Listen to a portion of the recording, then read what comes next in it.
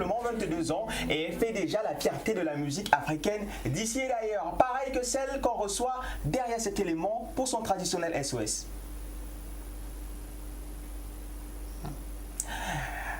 Si l'élément d'annonce pour recevoir juste après Laetitia SOS est calé, on aimerait prendre l'identificatif du SOS.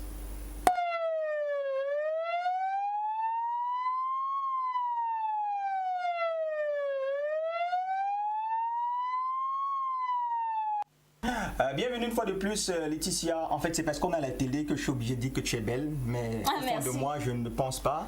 Mais c'est pas grave. De toute façon, si Boris, Hervé et tout ça, ils m'ont dit que je suis belle, j'aurais toi là, vraiment. Bah, c'est ce que tu veux dire là, qui moi, ça m'intéresse. Hein. Ah bon? Ouais. Bonsoir. Enfin, on commencera par Blaise. Regardons ensemble cet élément.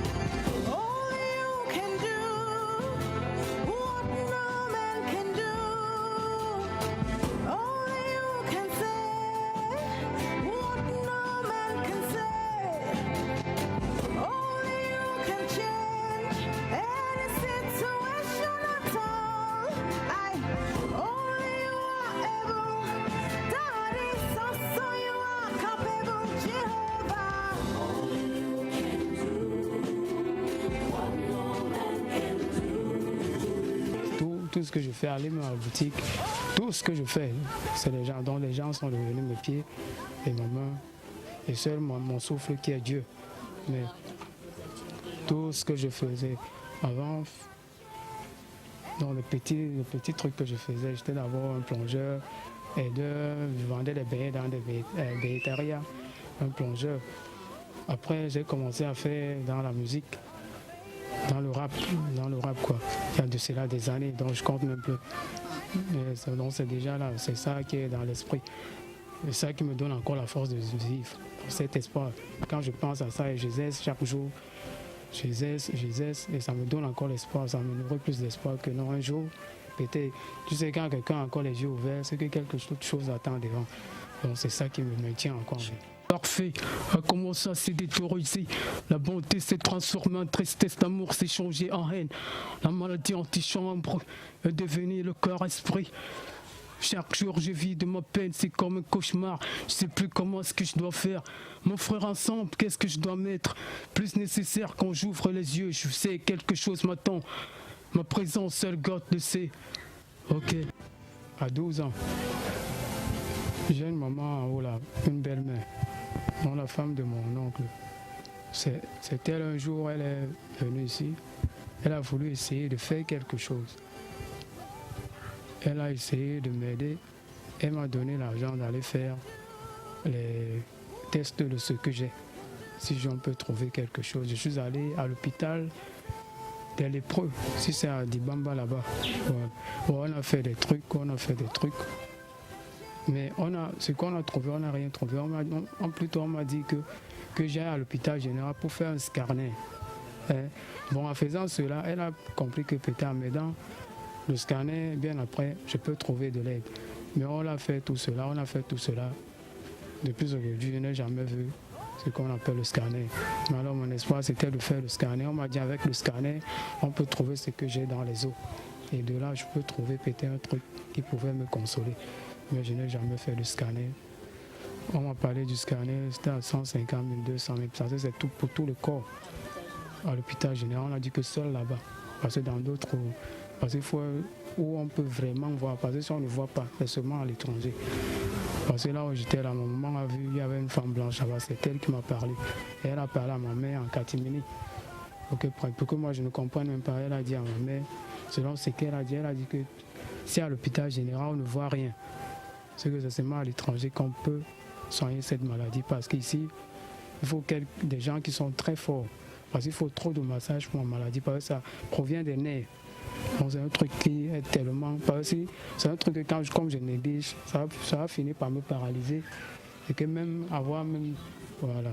Elle a parlé de tout ça. Comme présentement, quand la saison pluvieuse arrive comme ça, j'ai des blessures partout dans la bouche. Quand je mange, j'ai du mal. Et quand j'ai du mal, même quand je croque même le gâteau, mettre la cuillère à la bouche, je réfléchis d'abord avant de mettre une cuillère dans la bouche. Moi, donc je prie chaque jour, mon Dieu, de trouver les gens de bonne volonté, ceux qui peuvent vraiment me venir en aide, me comprendre avec moi cette peine que je vis au quotidien. Donc, vraiment, je prie de ça chaque jour. Je vis de ça, je me nourris de ça, je lis de ça. Je vois que ça, je sais que c'est déjà là, cette guérison, mais j'espère la toucher un jour. Et je le sais, les gens de bonne volonté sont en train de me comprendre. Et j'espère que toutes ces personnes vont se réveiller et venir en aide à ceux qui en ont besoin. Le faire, ça m'entraîne. Le quotidien ici à la maison, c'est trop de peine.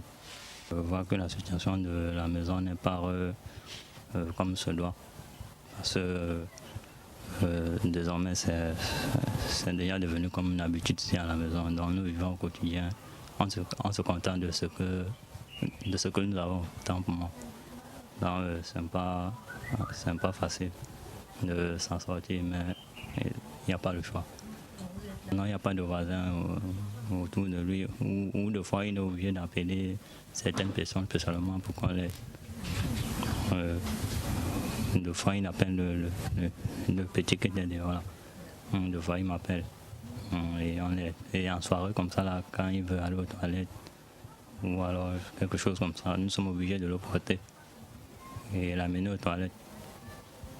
C'est pas facile du tout.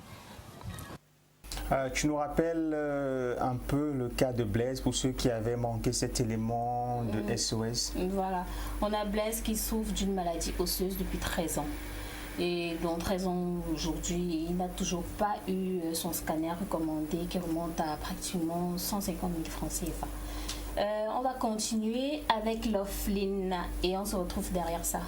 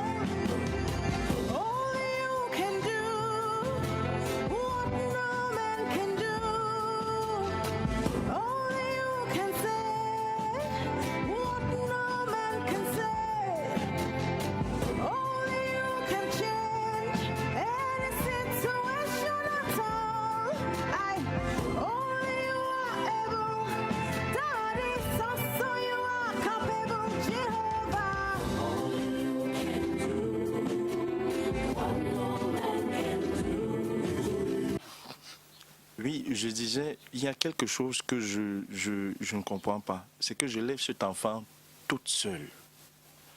Ni du côté, ni de mon côté, sincèrement. Mes parents sont là. Il n'y a que la seule personne qui m'a aidé, c'est ma mère et les âmes de bonne volonté. Les âmes de bonne volonté. Parce que si nul n'était ces âmes de bonne volonté, cet enfant devait toujours être peut-être comme ça aujourd'hui, sans anus. C'est qu'elle continue à faire des selles par le vagin. Mais c'est à cause du soutien, de l'aide des gens que je ne connais même pas, qu'aujourd'hui, elle peut être comme elle est là à côté de moi.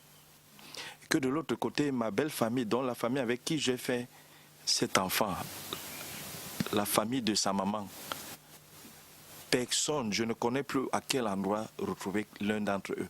Je n'ai que le numéro de téléphone d'une seule qui ne parle pas bien français et qui ne me répond jamais. Chaque fois que je l'appelle, elle me dit, elle répond, c'est qui? Et moi, je ne sais pas ce que j'ai fait à cette famille. Et même si je les ai fait quelque chose, je ne sais pas ce qu'elle les a fait. La famille est Tongwe. Et Tongwe, ouais, c'est du côté de Kumba. C'est les anglophones du sud-ouest. Elle ne connaît le visage de personne. Personne. Je suis avec elle matin, midi, soir. Elle ne connaît ni les week-ends ni les vacances. Ça fait 7 ans. Elle ne connaît que cette maison. Que ce soit du côté maternel, que ce soit du côté paternel. Personne ne m'a jamais dit. Ils sont en train de me regarder. Personne ne m'a jamais dit, s'il te plaît, donne-nous ton enfant même pour 2 jours.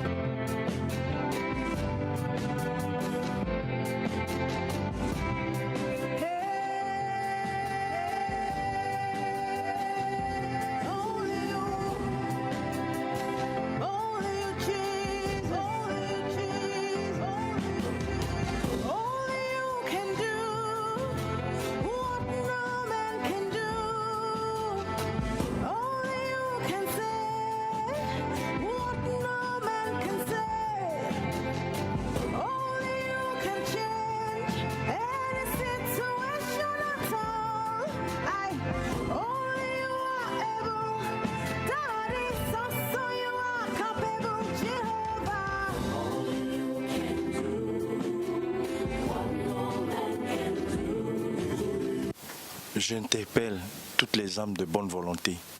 Je vous en prie, chers messieurs, chères dames, chers frères, chères sœurs. Je vous en prie, je suis au pied du mur. Et sans vous, comme pour la première fois, si ce n'était pas vous, cet enfant n'aurait pas l'anus pour faire des scènes normalement comme tout être humain. Alors je vous interpelle pour cette fois encore. Parce que si je ne fais rien, je ne pourrais même pas lui venir en aide le matin pour aller à l'école. Je vous en prie. Moi, je suis coiffeur de profession. Si je peux avoir de l'aide, dans ce sens, même de me remettre dans un salon de coiffure, qui soit le mien, je pourrais être un papa normal pour cet enfant.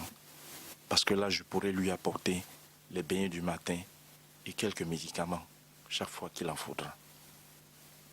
Et pour son école, s'il y a des âmes de bonne volonté, maintenant, parce que je n'ai plus le temps, d'ici peu de temps, peut-être à la fin de ce mois, on va recenser les enfants inscrits et les non inscrits dans l'école où elle est. Et on découvrira qu'elle n'est pas inscrite et on va la mettre dehors comme d'habitude. Donc je vous en prie, aidez-moi, je vous en prie. Je vous en prie.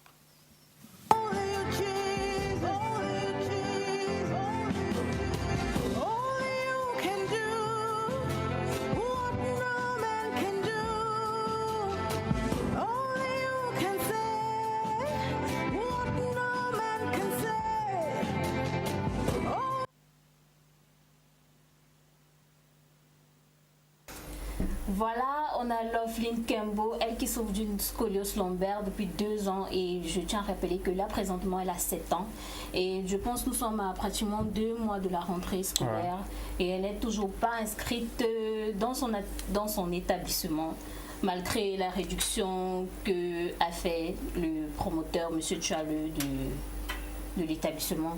Voilà, chers téléspectateurs, les 2 cas sont présentés ce soir.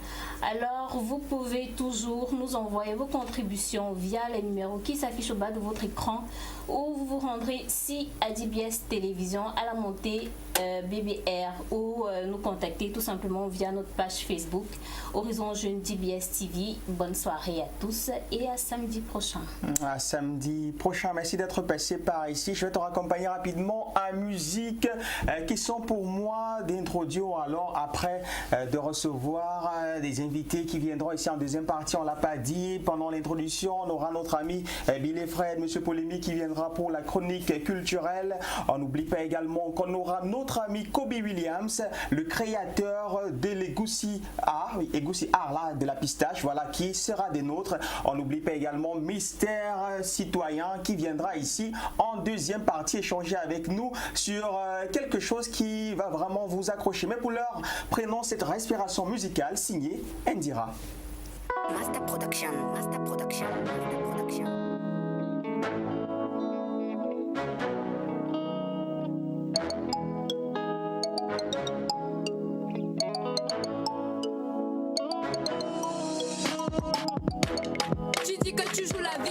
Pourtant c'est la vie qui te joue, la vie qui te joue. On vient te prêcher la bonne nouvelle, mais tu nous lances les cailloux. Au lieu de place pour le paradis, tu m'y pas. Jésus a dit que si tu le t'aimes ici, il va t'aimer là-bas. Dis que tu joues la vie, pourtant c'est la vie qui te joue, la vie qui te joue. On vient la bonne nouvelle, mais tu nous lances les cailloux. Au lieu de cimenter ta place pour le paradis, tu m'y pas. Jésus a dit que si tu le t'aimes ici, il va t'aimer là-bas. Jeune du monde, c'est à toi que je m'adresse. Ne profite pas de ta jeunesse pour commettre toutes ces maladresses. Tu fumes, tu bois et tu mènes une vie de débauche. Le Djambolo Congo ça, tu sais bien où tout ça débouche. Tu manques de respect à tes parents, néglige tes études. Avant tu priais tous les jours, mais tu en as perdu l'habitude. Tu passes ton temps sur Instagram, Snapchat, Facebook et WhatsApp. Dès que chanson chrétienne passe à la télé ou radio, tu zappes. Tu dis que tu joues la vie, pourtant c'est la vie qui te joue, la vie qui te joue. On vient te prêcher la bonne nouvelle.